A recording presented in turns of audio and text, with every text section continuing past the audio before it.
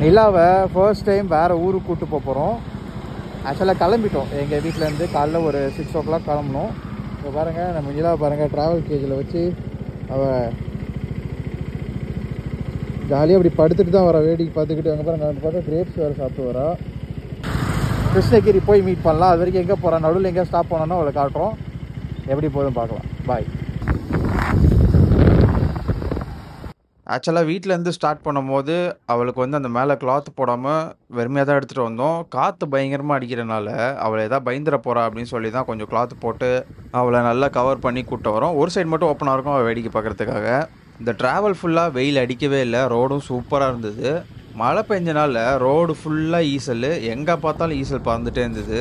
ஒரு 100 கிலோமீட்டர் தாண்டினதுக்கப்புறம் ஒரு ஓரமாக நின்று அவளுக்கு வந்து ஃபீட் கொடுத்தோம்.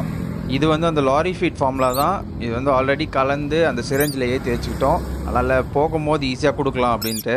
அவளை ஏன் வெளியே எடுத்து கொடுக்கலன்னா, அவள் வந்து வெளியே எடுத்த பேனிக் ஆயிடுவா, வேகமாக பறந்துடுவா. அதனால் அவளை கேஜுக்குள்ளேயே வச்சு அதை ஃபீட் பண்ணிட்டோம். நல்லா சாப்பிட்டா. ஆக்சுவலி இந்த ட்ராவல் கேஜி 200ன்னு வாங்கினோம். வேறு லெவல் ஒர்த்தாக இருக்குது, நல்லா யூஸ்ஃபுல்லாக இருக்குது. எங்கேனாலும் நிலாவை ஈஸியாக கூப்பிட்டு போக முடியுது. நாங்கள் நின்ன லொக்கேஷன் வந்து பார்த்திங்கன்னா ஆற்காடு.